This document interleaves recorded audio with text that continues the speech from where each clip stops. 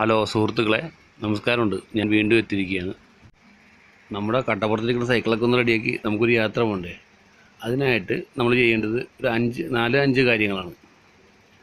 ഒന്ന്, channel like ചെയ്യുക, subscribe ചെയ്യുക, കമൻറ്റ്സ് ആൻഡ് ഷെയർ.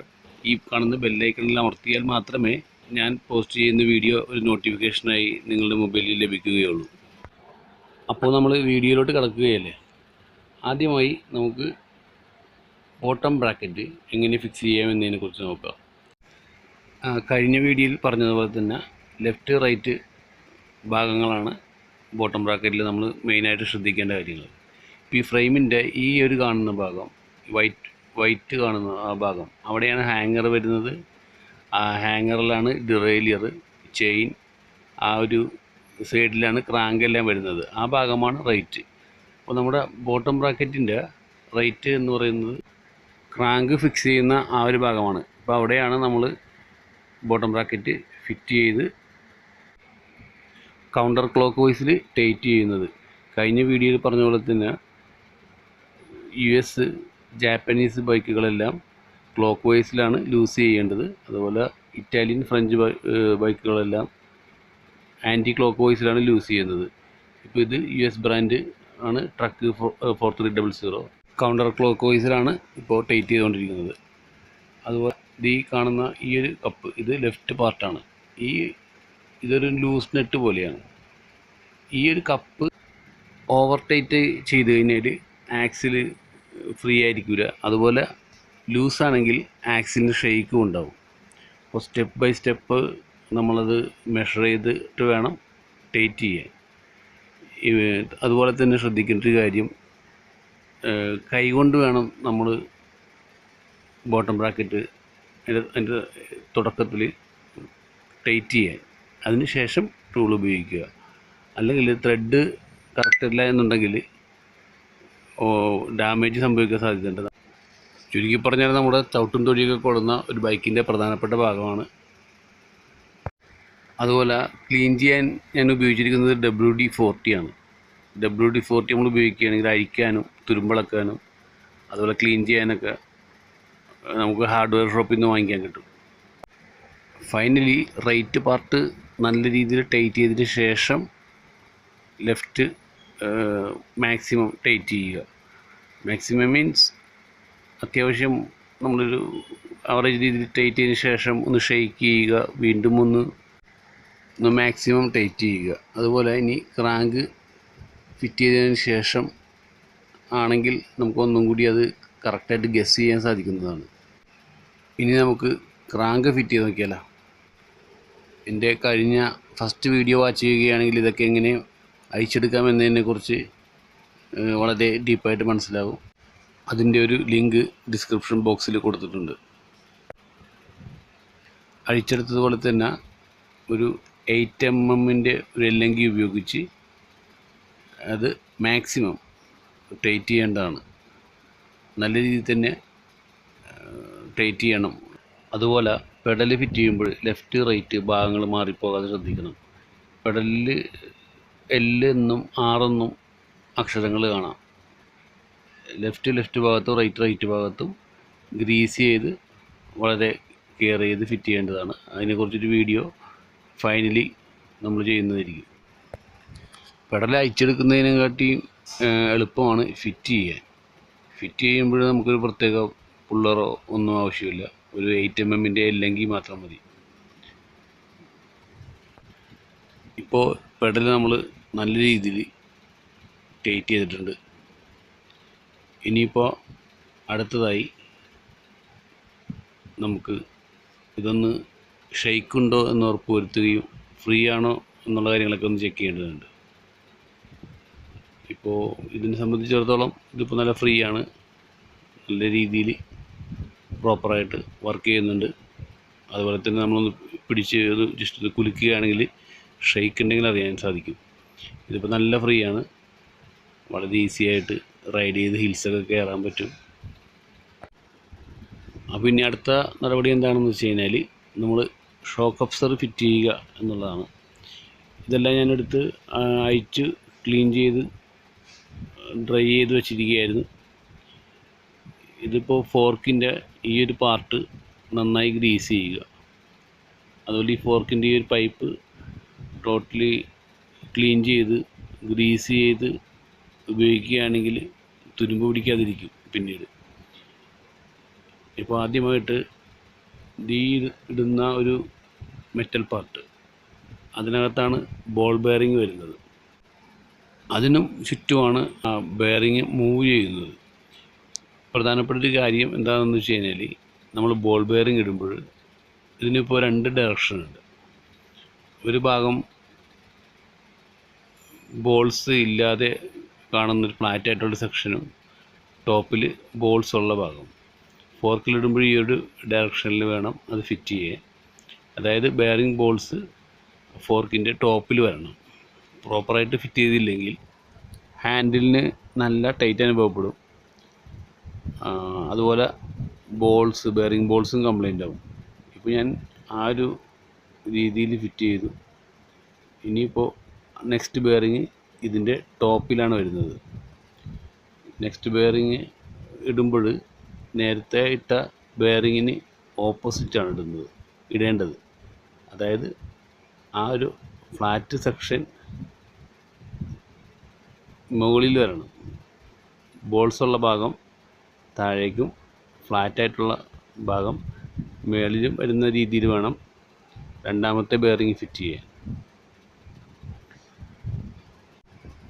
ഇനി നമ്മൾ ഫസ്റ്റ് ബെയറിങ് ഇട്ടപ്പോൾ ഒരു ചെറിയൊരു മെറ്റൽ പാർട്ട് ഇതുപോലെയുള്ളൊരു ഭാഗം ഇട്ടിട്ടുണ്ടായിരുന്നു, കമഴ്ത്തി.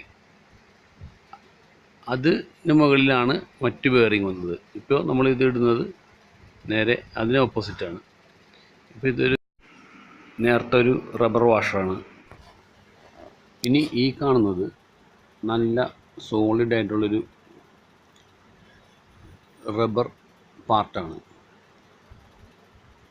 ഇതുപോലെ ഇരിക്കും.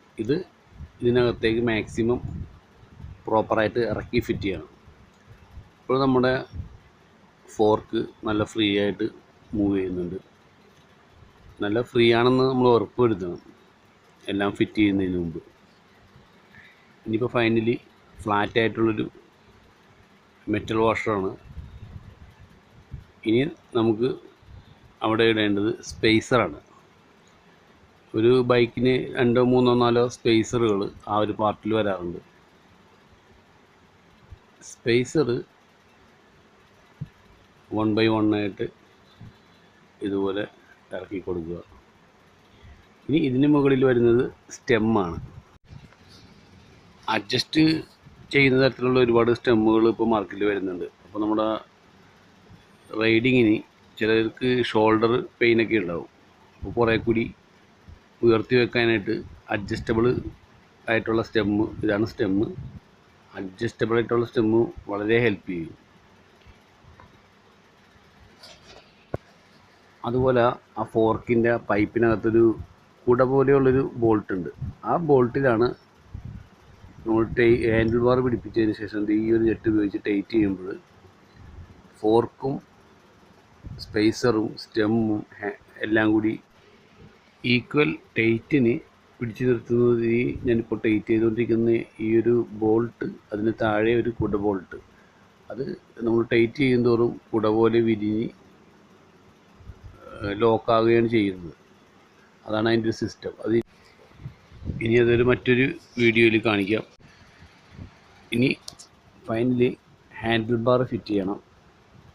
ഹാൻഡിൽ ബാർ ഫിറ്റ് ചെയ്യുമ്പോൾ ആ ഒരു ഭാഗത്ത് വരുന്നത് 2 ബോൾട്ടാണ്. അത് ചിലതിൽ 4mm ചിലതിൽ 5mm വരാറുണ്ട്. അതുപോലെ ഹാൻഡിലിൻ്റെ മധ്യഭാഗം തിരിച്ചറിയാൻ, മിഡിൽ പാർട്ട് അറിയാൻ വേണ്ടി അവിടെ ഒരു B എന്നുള്ളൊരു സിമ്പൽ കാണും.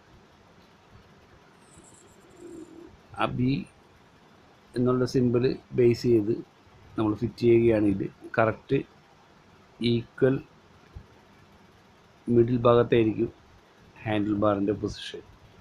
ഇനിയിപ്പോൾ സീറ്റ് പോസ്റ്റ് ഫിറ്റ് ചെയ്യുന്നത് ഇതുപോലെയുള്ള ഒരു ക്വിക്ക് റിലീസ് സിസ്റ്റത്തിലാണ്. ഇപ്പോൾ ഇത് കാണുന്നത് ഒരു ലിവർ, അത് ക്വിക്ക് റിലീസ് ആണ്. അപ്പോൾ നമുക്ക് ആവശ്യമുള്ള ഹൈറ്റിൽ സീറ്റ് പോസ്റ്റ് താത്താനും പൊക്കാനും ഒക്കെ അത് വളരെ പ്രയോജനപ്പെടും. വളരെ ഈസി ആയിട്ട് ക്വിക്ക് റിലീസ് ഉണ്ടെങ്കിൽ ചെയ്യാൻ പറ്റും. ഇനിയിപ്പോൾ സീറ്റ് ഫിറ്റ് ചെയ്യുക എന്നുള്ളതാണ്. ഇപ്പോൾ ഈ ഒരു പാർട്ടിൽ മാക്സിമം ടോപ്പിൽ ലൂസ് ചെയ്യുക. ഇപ്പോൾ നിങ്ങൾക്കൊരു 2 ഗ്രൂവ് പോലെ ഒരു പോയിൻ്റ് കാണാം. സീറ്റിന് താഴെയുള്ള ആ ഒരു റോഡ് ഇതിൽ വന്നിട്ടാണ് ടൈറ്റ് ആവുന്നത്. അപ്പോൾ ഞാനത് ഫിറ്റ് ചെയ്ത് കാണിക്കാം. ഇവിടെ ശ്രദ്ധിക്കേണ്ട ഒരു കാര്യം, സീറ്റ് പോസ്റ്റിൻ്റെ അഡ്ജസ്റ്റ് ചെയ്യുന്ന ബോൾട്ട് എപ്പോഴും സീറ്റിന് പുറകിൽ വേണം വരാൻ. ഇപ്പോൾ ഈ കാണുന്നത് പോലെ ആണ് അതിൻ്റെ ഒരു ഫിറ്റിങ്. ഈ കാണുന്ന സീറ്റിന് താഴെ ഒരു ബോൾട്ട് കാണാം, അത് ഒരു അഡ്ജസ്റ്റബിൾ ബോൾട്ടാണ്. അപ്പോൾ അത് കെയർ ചെയ്യുക. ഇനിയിപ്പോൾ അടുത്തതായി നമ്മൾ കാലിബർ, ഇത് വി ബ്രേക്ക് സിസ്റ്റമാണ്. ഈ V brake system brake caliper എങ്ങനെ ഫിറ്റ് ചെയ്യാം എന്ന് നോക്കാം. ഇപ്പോൾ നമ്മളിൽ 5 പാർട്ട് എൻ്റെ കൈവശമുണ്ട്. 5ാമത്തത് ഫ്ലോറിൽ വീണു. ഇപ്പോൾ ആദ്യമായത് ഈ ഒരു മെറ്റൽ പാർട്ട്, ഒരു 3 ഹോള് നിങ്ങൾക്ക് ബൈക്കിൻ്റെ ഫ്രെയിമിൽ കാണാം. അതിൻ്റെ മിഡിൽ ഹോളാണ് ഞാനിപ്പോൾ ഉപയോഗിച്ചിരിക്കുന്നത്. നെക്സ്റ്റ് അടുത്ത കാലിബറിലും മിഡിൽ ഹോളാണ് ഉപയോഗിച്ചിരിക്കുന്നത്. ഈ ഒരു കാലിബറിലും മിഡിൽ ഹോളാണ് ഉപയോഗിച്ചിരിക്കുന്നത്. അതുകൊണ്ട് രണ്ടും ഈക്വൽ ആയിരിക്കും. അതിനുശേഷം നന്നായി ഗ്രീസ് ചെയ്യുക. ഗ്രീസ് ചെയ്തതിന് ശേഷം ഇത് നല്ല ടെൻഷനുള്ള ചെറിയൊരു പീസ് കമ്പിയാണ്.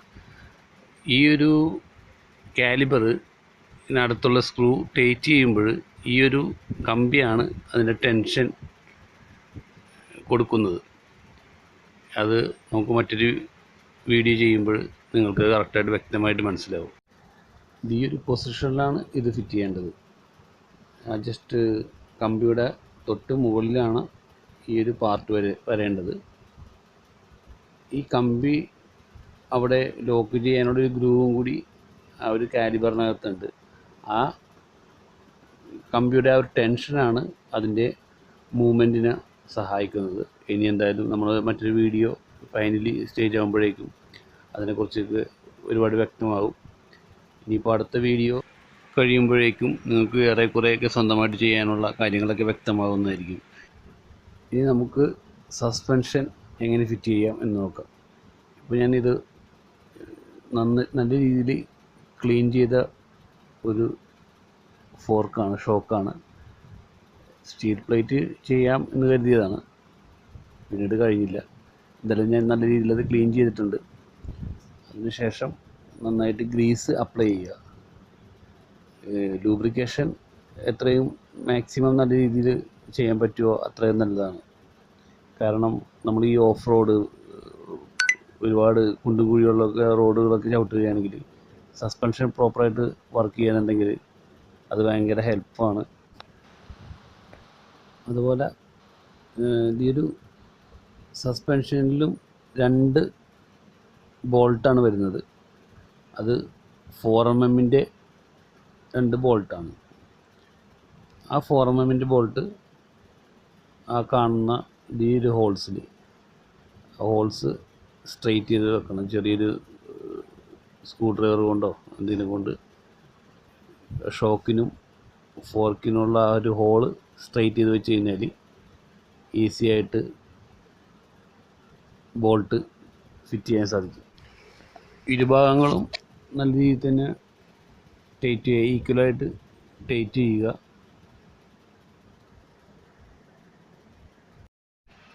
ഇനിയിപ്പോൾ ഇതിൻ്റെ ഒരു വർക്കിംഗ് കണ്ടീഷൻ എങ്ങനെയുണ്ടെന്ന് നോക്കാം. ഇപ്പോൾ നല്ല രീതിയിൽ വർക്ക് ചെയ്യുന്നുണ്ട്. നല്ല അടിപൊളിയായിട്ട് നമ്മുടെ ഷോക്ക് അബ്സർ വർക്ക് ചെയ്യുന്നുണ്ട്. ഇനി നമുക്ക് നമ്മുടെ ബൈക്ക് ഫ്രെയിമിൽ ഹാങ്ങർ എങ്ങനെ ഫിറ്റ് ചെയ്യാം എന്ന് നോക്കാം. ഹാങ്ങർ ബൈക്കിൻ്റെ ബോഡിയിൽ വരികയും ഈ ഹാങ്ങറിലാണ് റിയർ ഡിറേലിയർ നമ്മൾ ഫിറ്റ് ചെയ്യേണ്ടത്. ഇപ്പോൾ ഓരോ ബൈക്ക് ഫ്രെയിമിനും ഡിഫറെൻറ്റ് മോഡൽ ഹാങ്ങറാണ് വരുന്നത്. ഓരോ കമ്പനിയുടെയും വളരെ വ്യത്യസ്തമാണ്. ഇപ്പോൾ ഹാങ്ങർ ഈ ഒരു ആംഗിളിൽ ഫിറ്റ് ചെയ്തു. അതിന് പുറകിൽ നിങ്ങൾക്ക് കാണാം ഒരു നെറ്റ് ബോൾട്ട് പോലെയുള്ളൊരു ഭാഗമാണ്, പക്ഷേ അത് ടോട്ടലി വ്യത്യസ്തമാണ് അതിൻ്റെ ഒരു രൂപഘടന. ഇപ്പോൾ 5mm എല്ലെങ്കിൽ ഉപയോഗിച്ചിട്ട് നമ്മൾ ടൈറ്റ് ചെയ്യുന്നു. ഇത്രയേ ഉള്ളൂ, വളരെ സിമ്പിളാണ് ഹാങ്കർ ഫിറ്റ് ചെയ്യുക എന്നുള്ളത്. ഇനിയിപ്പോൾ അടുത്ത വീഡിയോയിൽ നമ്മൾ hub greasing, chain, cassette, front derailleur, rear derailleur, alignment, അങ്ങനെ ഒത്തിരി കാര്യങ്ങളുണ്ട്.